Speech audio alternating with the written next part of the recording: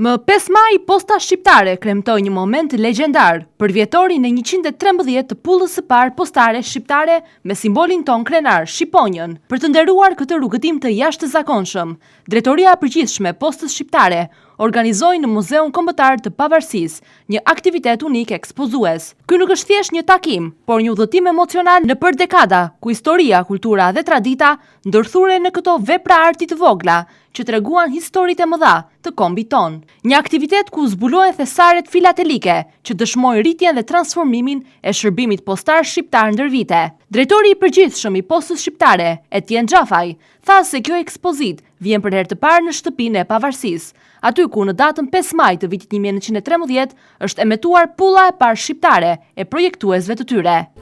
Është e vërtet, duhej të ktheheshim në Vlorë, ku është edhe vendi ku është emetuar pulla e parë shqiptare në 5 maj të 1913, vetëm 6 muaj pas krijimit të asaj që ishte në qeverinë e parë shqiptare, Ministria për Telekomunikacionin dhe Postën, dhe rrjedhimisht duke qenë që Vlora, sidomos në këtë kohë, ka shumë gjëra tek cilat është e para, duhet të ktheheshim këtu për të bërë edhe njëherë një rikujtesë të asaj simbolike që ka pasur pulla e parë shqiptare, sepse ka ardhur si letra e parë me vlerë e shtetit shqiptar, përpara se të printoheshin para, përpara se të kishte çfarëdo lloj tjetër vule zyrtare, jo për institucione zyrtare, por për të gjithë qytetarët, ka qenë pulla e parë. Dhe ajo pullë është, le të themi, është krijuar dhe lançuar në Vlorë, dhe prandaj duhet të ktheheshim në Vlorë për ta përkujtuar në këtë përvjetor të 113 të saj. Dhe hera e parë, apo jo? Të paktën këtu në muze që Po patjetër për Shtëpinë e Pavarësisë kjo është hera e parë. Ne kemi zgjedhur të sjellim edhe momente të tjera, sepse pulla nuk është thjesht një letër me vlerë, nuk është thjesht, le të themi, një shënjim, një dokumenti apo edhe një korrespondencë me qytetarësh. Është në fakt një moment historik për shtetformimin e Shqipërisë, por edhe për rrugëtimin e këtij shtetformimi gjatë viteve me të lartat, pra me ngjitjet dhe zbritjet e atij momenti. Rrjedhimisht kemi sjellë një ekspozitë e cila përfaqëson kohët e ndryshme, momentet e ndryshme të historisë së Shqipërisë nëpërmjet pullave të ndryshme. Sa do të qëndrojë hapur ekspozita dhe pse duhet vizitohet? Ekspozita do të jetë e hapur për një javë, pikërisht për atë që folëm më parë, sepse ekspozita nuk është vetëm një ekspozitë pullash, është një ekspozitë momentesh dhe përjetimesh të artistëve të ndryshëm të cilët i kanë dizenjuar ato, qoftë figurave kombëtare, të cilat pullat kanë festuar apo për cilat kanë përkujtuar me kalimin e viteve, qoftë edhe momenteve të ndryshme nga fushat e tjera të zhvillimit, të cilat janë të gjitha këtu të përmbledhura në këtë ekspozitë. Prandaj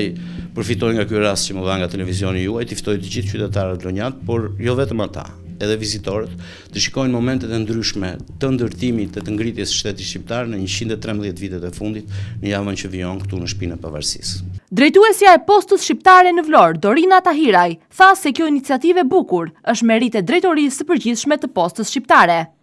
E para, faleminderit që u bët pjesë e këtij aktiviteti që ne organizojmë sot në Vlorë në kuadër të 113 vjetorit të emetimit të pullës së parë shqiptare, pikërisht në 5 maj të vitit 1913, kemi vendosur që të çelim këtë ekspozit me mbështetjen dhe suportin e padiskutuar të Drejtorisë Përgjithshme dhe me iniciativën e tyre që kjo ekspozit të zhvillohet pikërisht në qytetin e Vlorës, aty ku marrin jetë të gjitha institucionet e para të shtetit shqiptar dhe aty ku fillon baza konkrete e historisë, e kulturës të këtij shteti. Sot konkretisht kemi një aktivitet për emetimin e pullës së parë shqiptare, pikërisht në 5 maj të vitit 1913, dhe duam përpos kësaj të promovojmë edhe të gjitha ato që përveç atyre që i tha dhe administratori në fjalën e vet, duam të promovojmë të gjitha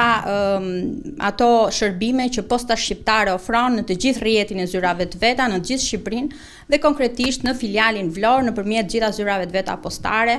e cila operon në 3 bashki të qarkut, konkretisht në Selenic, në Vlorë edhe në Himar nëpërmjet zyrave të veta postare. Posta Shqiptare është i vetmi institucion që arrin të aksesojë me zyrat e veta postare në çdo cep të vendit dhe që të ofrojë të gjitha shërbimet e veta, që janë diku tek 71 shërbime të ndryshme, të karakterit postar, financiar, ekspres dhe ato të biznesit, që ofrohen në të gjitha zyrat postare të postës shqiptare. Pulla e parë postare u vu në qarkullim më 5 maj 1913, afro 6 muaj mbas shpalljes së pavarësisë. Ajo nuk ishte e zakonshme, siç janë pullat aktualisht, por kishte formën e një vule në ngjyrë të zezë, me të cilën u shtypën gjithsej 2232 zarfa. Kjo pull vul në zarfa me ngjyra të ndryshme kushtonte 1 grosh dhe u nxor në shitje në 11 qytete, ku funksiononin zyrat postare të ngritura gjatë pushtimit osman. Në 4 dhjetor të 12-ës u formua ministria dhe me njëherë pasaj, me qënë se pulla duhet të prodhoj, u vendosi të prodhoj në 5 maj dhe është data e sotshme. U prodhua, kjo është vull, nuk është pull, pavarësisht se mori emrin vull. Pull është diametrin e ka 33 cm dhe ka brenda janë 2 rrethe dhe ka brenda të shkruar Ministria e Postë Telekomunikacionet dhe ka një shqiponjë të rrethuar me një buroj dhe në vazhdim u prodhua gati 2300 copë. Në vazhdim të kësaj pastaj, duke lindur nevoja që të vazhdonte historia e postës shqiptare, meritat e mëdha i takojnë zotit Nosi, u vazhdua me emisionin e 2, emisionin e 3, i cili ka 12 pulla dhe që këto janë sursazhuar, është mbi shtypje e emisioneve që ishin të trashëguara nga qeveria otomane dhe ju vu një mbi shtypje dhe u shkruhet Shqipëria. Vazhdojmë me emisionin e 4 që ka 6 pulla me ngjyra të ndryshme, vazhdojnë të jenë vula. Në të dytën, emisionin e 2 u bë pjesa rrethore anës u bë me makinë qepse dhe pastaj në emisionin e 4 vazhdojmë emisionin me 6 ngjyra dhe me 6 copë. Arrim në të 5-tin, e cila është shqiponja me përkrenare dhe janë 5 copë dhe pastaj arrim në të 6-tën, e cila quhet një emision i mirëfillt i pullave, është portreti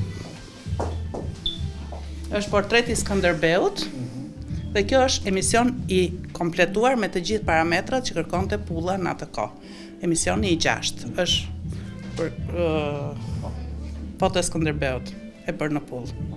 Ekspozita do të qëndrojë hapur në ambientet e Muzeut Kombëtar të Pavarësisë dhe mund të vizitohet nga kushdo.